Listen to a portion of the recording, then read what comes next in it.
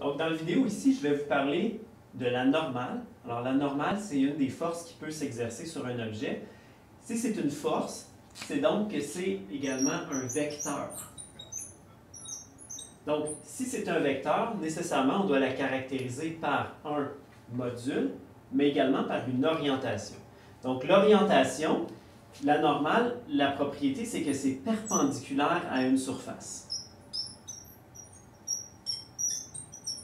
Donc, la normale peut être verticale si la surface est horizontale, mais peut aussi prendre une autre orientation. Maintenant, pour ce qui est de son module, il n'y a pas d'équation ou de formule toute faite qui va me donner le module de la normale. Comment je vais l'obtenir? C'est que le module, il équilibre les forces, en fait les composantes perpendiculaires à la surface. Donc, il n'y a pas d'équation toute faite. Donc, on va regarder trois exemples ici où on va calculer la normale. Donc, premier exemple, une masse de 10 kg sur un plan incliné à 37 degrés. Première chose, on va représenter les forces. Donc, on a le poids, mg, donc 10 kg. On aura ici 98 newtons. On peut écrire tout simplement mg également. Et la normale, donc la normale perpendiculaire à la surface, dans cette direction-là.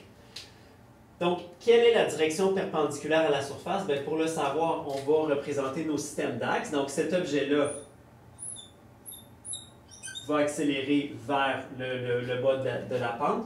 Donc, nos systèmes d'axes, on aura x vers le bas de la pente et y sera notre direction perpendiculaire à la surface.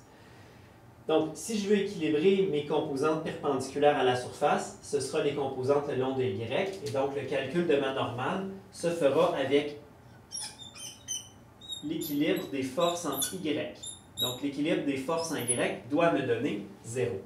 Pourquoi ça donne 0? Bien, parce que l'accélération, si je l'écris sous forme de vecteur, j'ai a dans la direction j plus 0.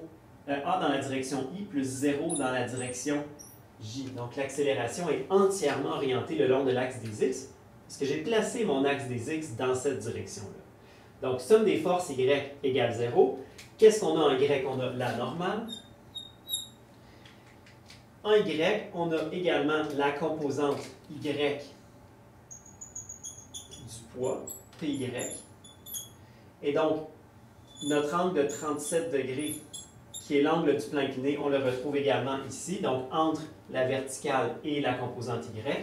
Alors, on a moins mg cosinus 37.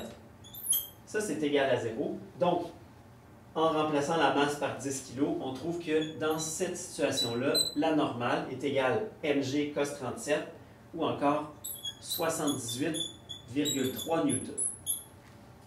Ça, c'est notre premier exemple, objet sur un plan incliné, donc normal, mg cos θ. Maintenant, ce n'est pas tout le temps vrai.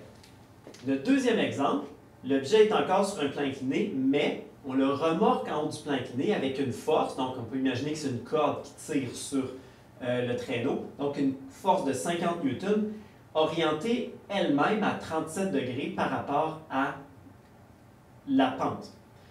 Donc, représentons nos forces. On a le poids, on a la normale,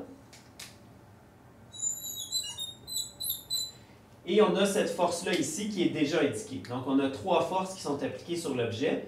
On va représenter notre système d'axe et notre accélération. Donc, on peut supposer que l'accélération elle est vers le haut du plan incliné, ce qui nous fait donc dessiner un axe des x le long du plan incliné et un axe des y perpendiculaire à la surface.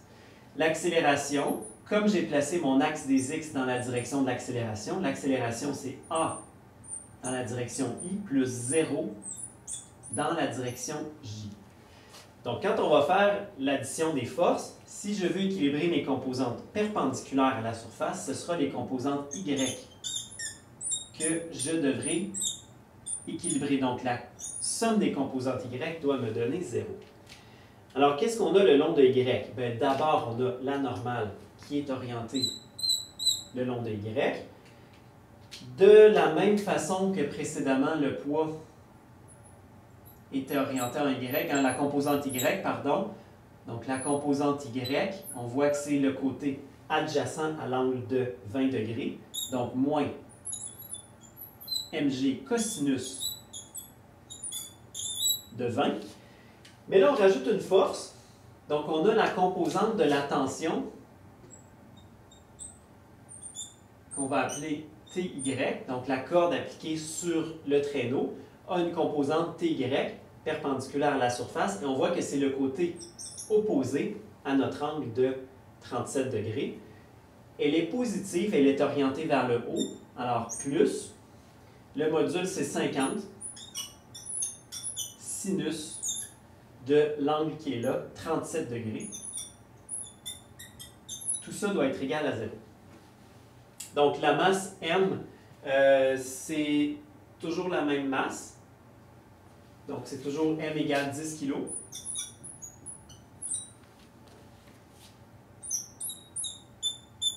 Donc, en mettant les chiffres dans l'équation, on trouve que la normale est de 61,2 newtons. Donc, typiquement, là, quand on va avoir une force, comme une force de tension comme ça, qui va avoir une composante positive en Y, ça va réduire la normale. Donc, on voit que la normale doit équilibrer un petit peu moins parce que la composante ici contrebalance déjà un petit peu le poids qui est vers le bas. Donc, qu'est-ce qu'il y a de commun entre les deux à date? C'est toujours que je dois tracer le schéma des forces, déterminer c'est quoi ma direction perpendiculaire, donc dans les deux cas c'était Y, et équilibrer mes forces le long de cette composante-là pour trouver la normale. Donc, vous voyez qu'il n'y a pas d'équation toute faite qui me donne la normale. Je dois vraiment faire mon équilibre de force. On va regarder notre dernier exemple. Donc, notre dernier exemple est un petit peu différent.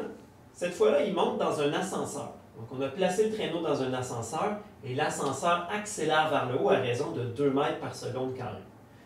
Quelle est la normale? Commençons avec le schéma des forces. D'abord, on a le poids qui est vers le bas. Donc, c'est toujours la même masse, c'est toujours 10 kg. Si on veut, on pourrait écrire le chiffre tout de suite. Et on a la normale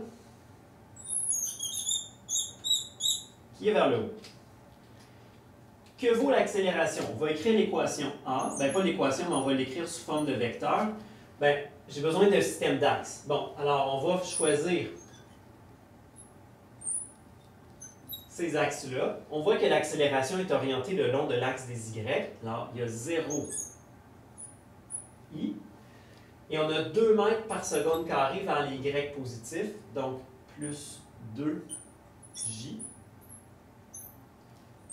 mètres par seconde carré.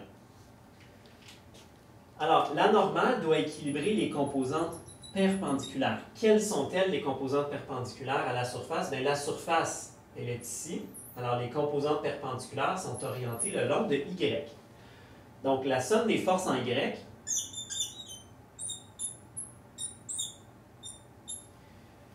elle n'est pas égale à 0.